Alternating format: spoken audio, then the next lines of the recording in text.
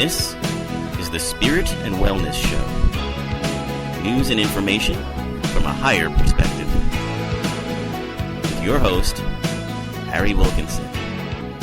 Yes, indeed, it's Harry Wilkinson. I am your host for the Spirit and Wellness Show. This is the show where we take a look at the days and weeks events, and we take a look at the newest emergences in science, spirituality, healthcare, and we take a look at it all from a higher perspective.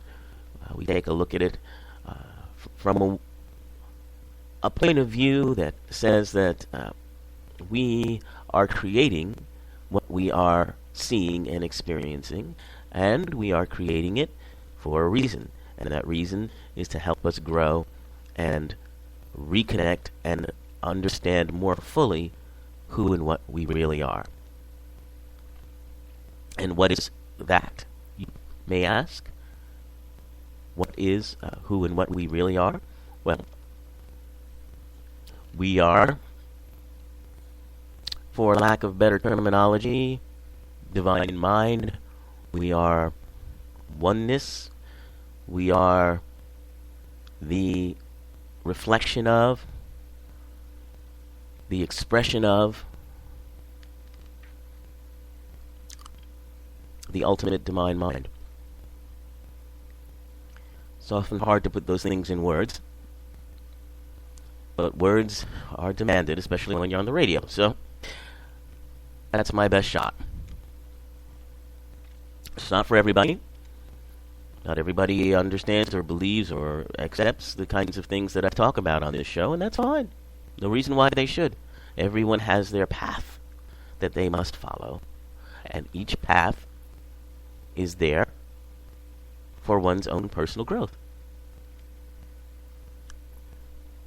You see, this philosophy, I find, just for my own peace of mind, works much better than trying to police the world and force my point of view or perspective on others or anything of that nature. Trying to make people live within a certain framework of dogma or beliefs doesn't really work for me. Kind of tiring, as far as I'm concerned, and really, who cares?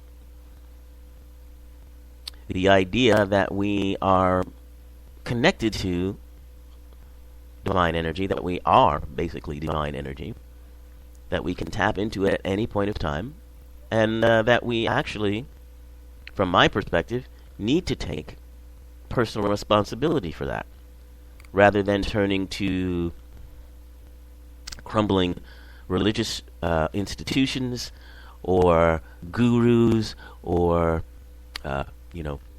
spiritual leaders to take that on for us, to tell us how we should experience these things. We find the strength within to connect ourselves. That's my belief. That's what I think is the healthiest way for everyone to experience their own spirituality. I have always been of the opinion that spirituality is part of human nature. It's an aspect of ourselves, like our senses, like our emotions, like our thoughts. We also have our spirituality, our sense of connectedness to the world and those around us.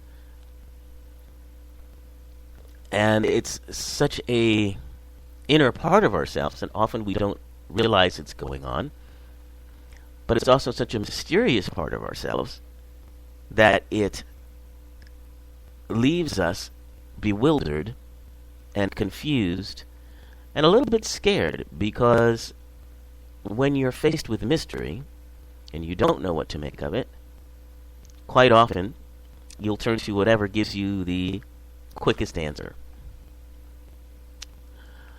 Living in the mystery itself and not requiring answers and allowing things to be and experiencing them is very hard for us humans,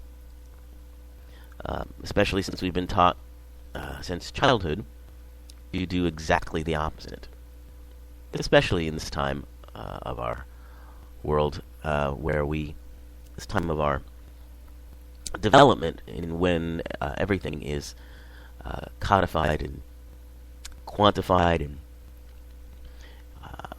reduced to empirical evidence, there seems to be little less and less time for mystery other than through our stories and our movies and our TV shows. Other than that, we don't want to be bothered. Certainly, we don't want mystery in our lives. We don't want to live in that. That's scary. It's uncertain. So we look for a sense of security around us. We try to create that. As well we should. But we try to create it without really understanding where it comes from. Because it doesn't come from the outside. It may look like it does. We may convince ourselves that it does.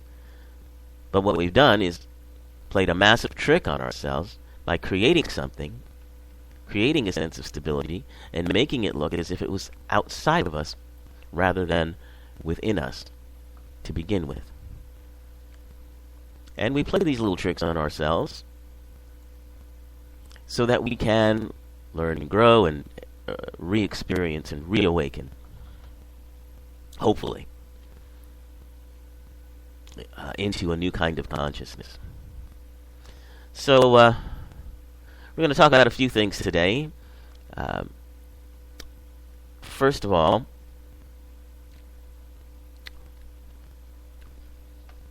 we're going to talk about today being World Youth Day in Rio de Janeiro, where the Pope is headlining, if you will.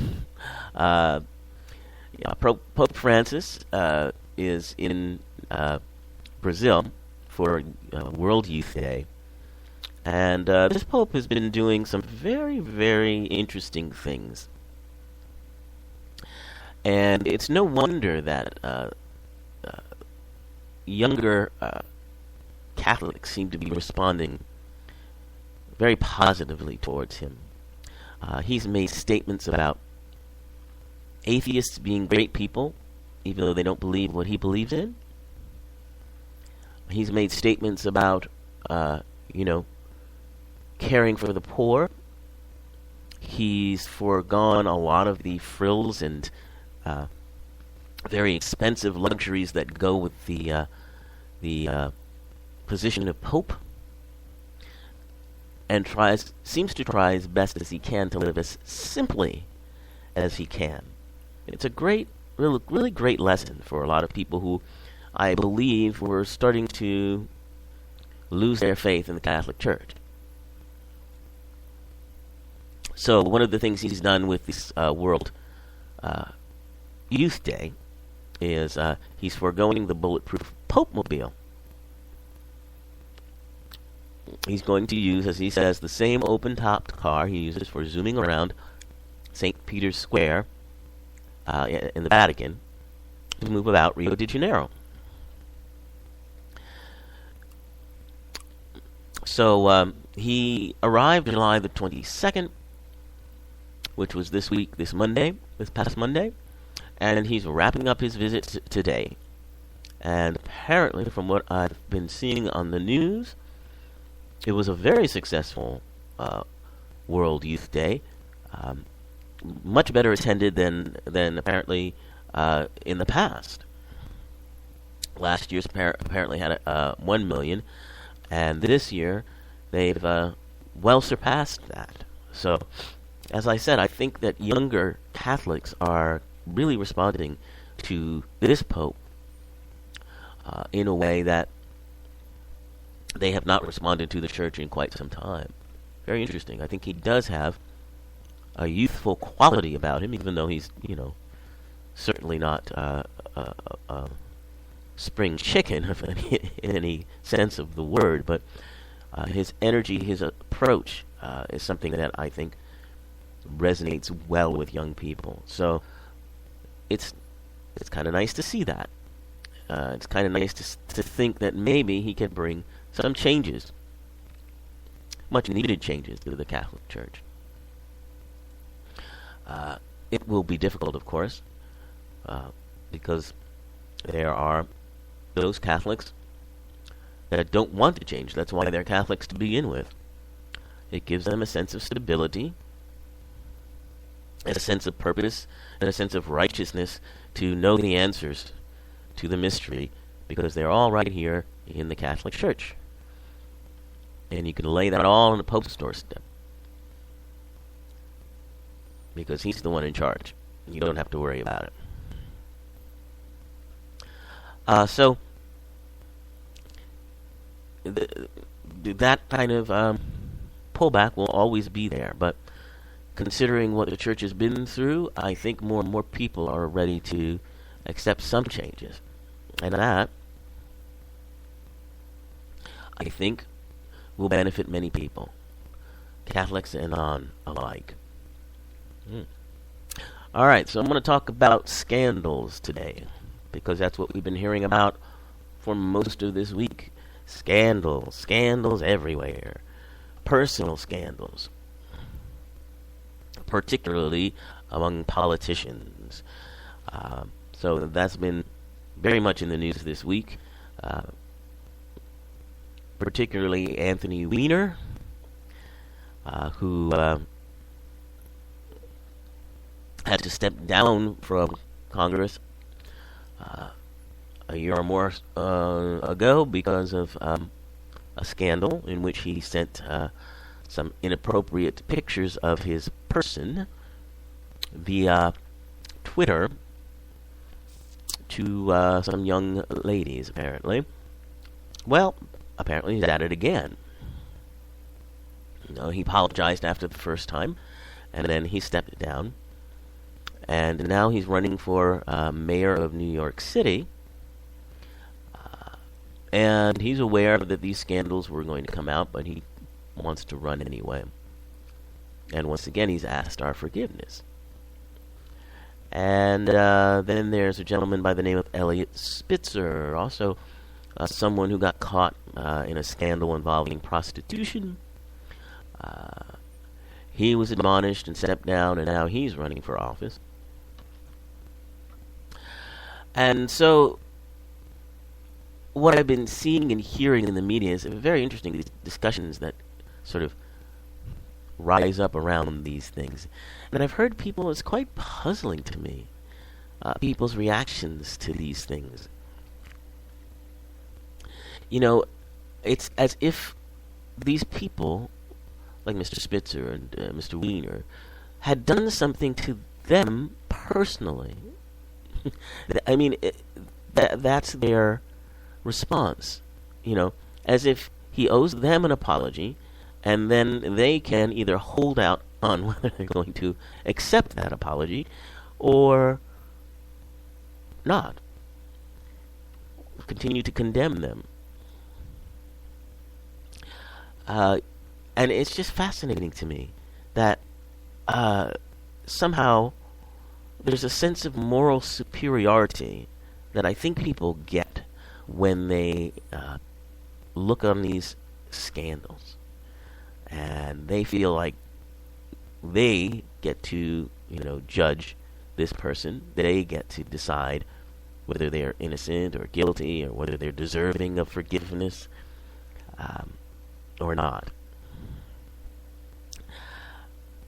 And as I say, it's just stunning to me. My perspective on it is, who am I to forgive them anything? They've done nothing to me. They've done things that have been perhaps hurtful to themselves and to others around them. But as far as any connection to anything that pertains to my own personal life, they've done nothing to me. Why would I feel myself in the position of judging them one way or the other?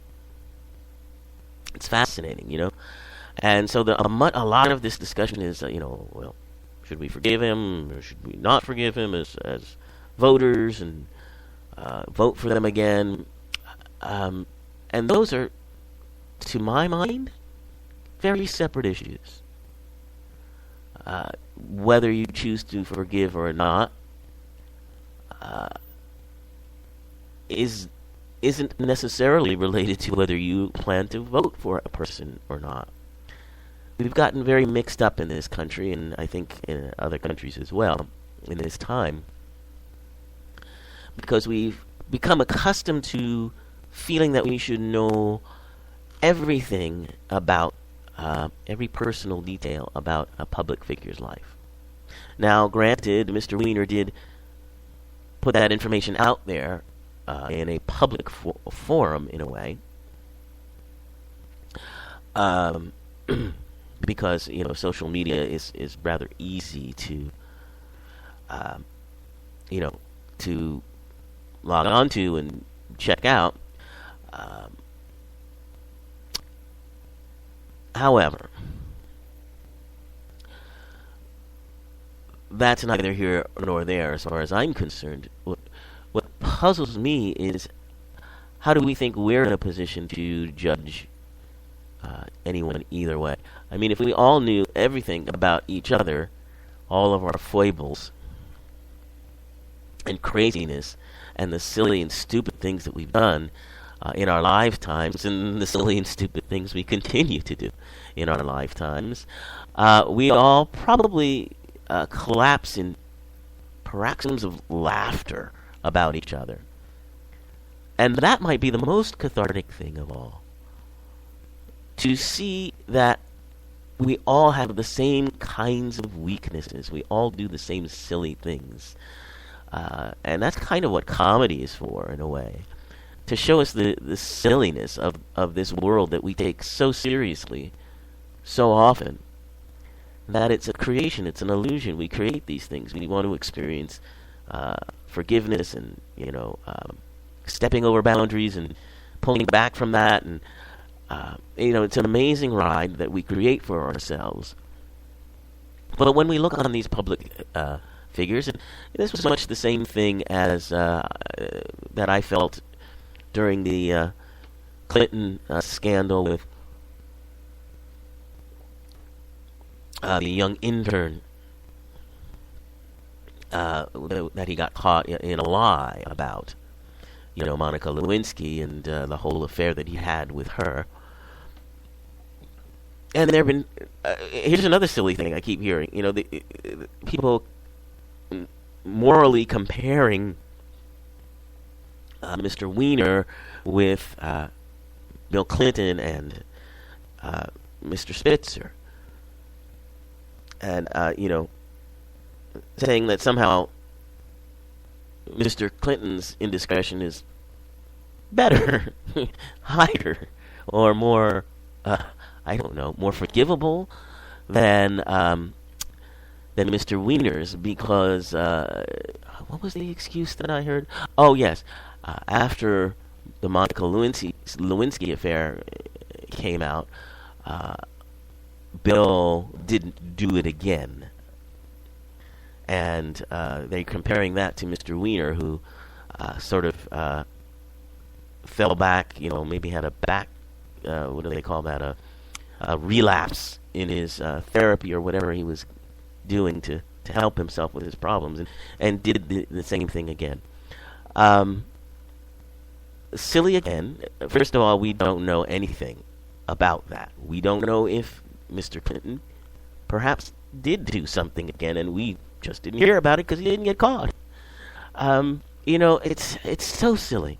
We spend this time moralizing, putting ourselves in this place of judgment above these people, when these people have probably done more with their lives, more to help other people, more to move our society forward than most of us will ever get a chance to do in a very public forum. So, to my mind, this is not about judging, This is about learning about the quality of forgiveness, seeing how these behaviors are reflections of our own dark side, and accepting that people do fall down. People do make mistakes, sometimes over and over again. And, if those who are Christians and follow the sort of Christian guidelines, from the New Testament what Jesus says about forgiveness, turning the other cheek and all of that. Basically, I'm paraphrasing because I am not a biblical scholar in that sense where I can quote, the exact phrases from the Bible, but basically Jesus says that however many times someone comes to you and asks you for forgiveness, that's how many times you need to forgive them. Because by the mere asking for forgiveness is something that is what you need to respond to and, give freely. Forgiveness is never about the person or situation. Pardon me. It's never about the person or situation being forgiven. It's always about you. It's always about releasing something that is toxic to your mind and letting it go. The other person, the other situation does not need your forgiveness. They may ask you for it, and if they ask you for it, you should give it. Why? Not because you think they're a great person, or not because you excuse that behavior or approve of it, but simply because forgiving them is your way of letting it go and accepting that, this person made mistakes, I make them too, and holding on to their mistakes doesn't do anything for me personally, in my personal growth. So that's why forgiveness is important. That's what it does for us. It's very empowering. So these figures that do these reprehensible or these acts that we find to be morally reprehensible give us the opportunity to forgive. And being given the opportunity to forgive is an enormous, amazing gift for everyone. It's very empowering. So in this experience, you get to choose. You get to choose forgiveness, or do I hold on to bitterness and anger and reproach and swallow that poison for a longer time? It's quite a lesson. It's quite a really powerful gift that these people give us. We try to shame them in public as if we haven't done shameful things as well. But we don't have to admit to it because we're not public figures. We get to stand in judgment of these people, or we think we do. It's quite silly to me, but I also understand what an amazing lesson it is and what an amazing gift it is for everyone to have the opportunity. So, both Mr. Weiner and Mr. Spitzer, and Bill Clinton in his time too, asked publicly for forgiveness. And so that gave us all the empowering moment to forgive.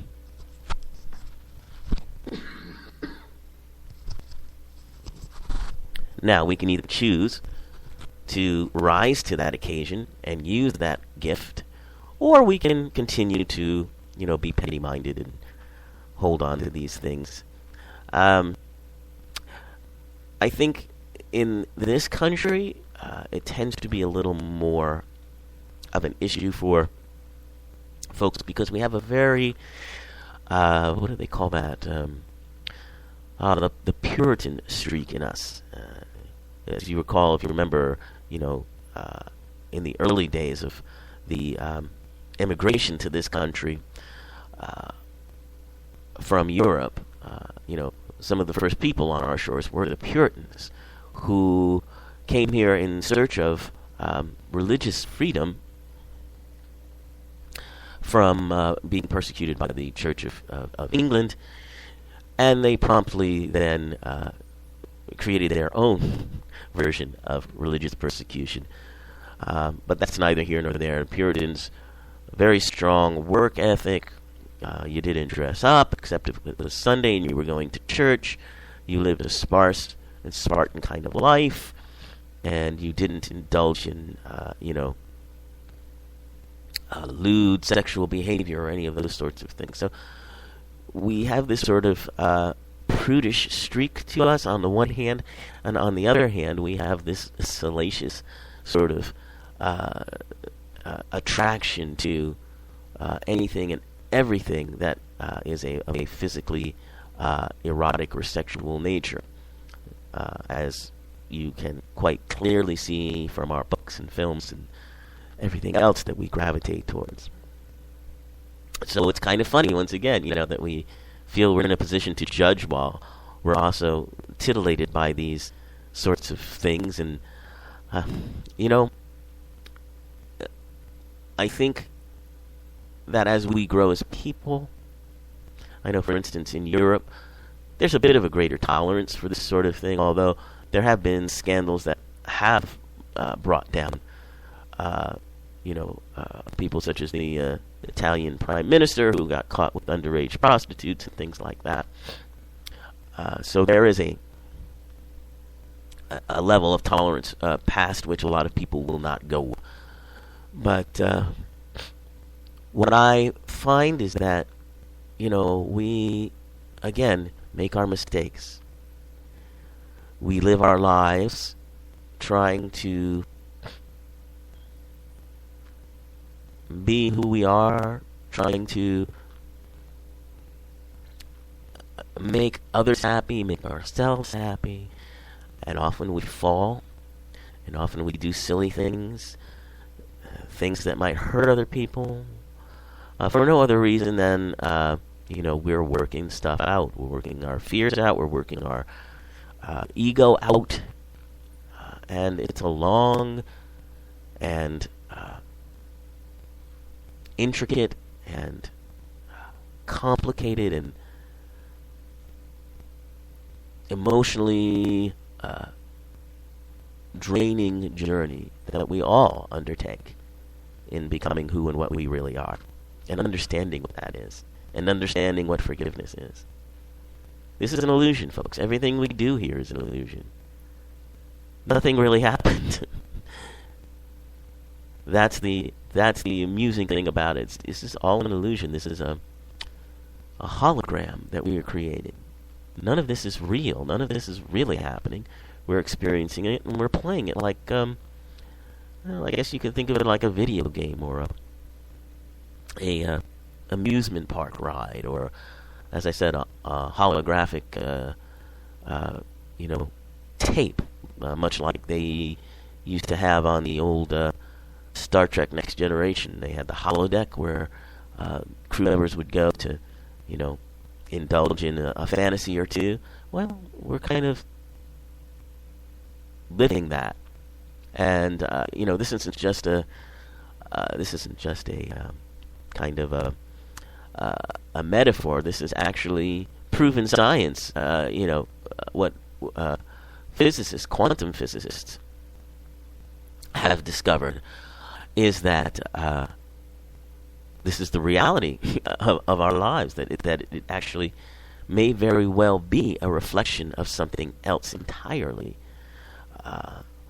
through their discovery of quarks and bosons and everything else. We have found out that indeed reality is not at all what we've been trained to believe in, and that makes a lot of people discomforted, because it means that things are a lot less stable than we might think they are. But stability comes from within. The knowledge that you can create anything is, I think, worth more than any so-called sense of security. So that's it for this week. Hope to see you next week.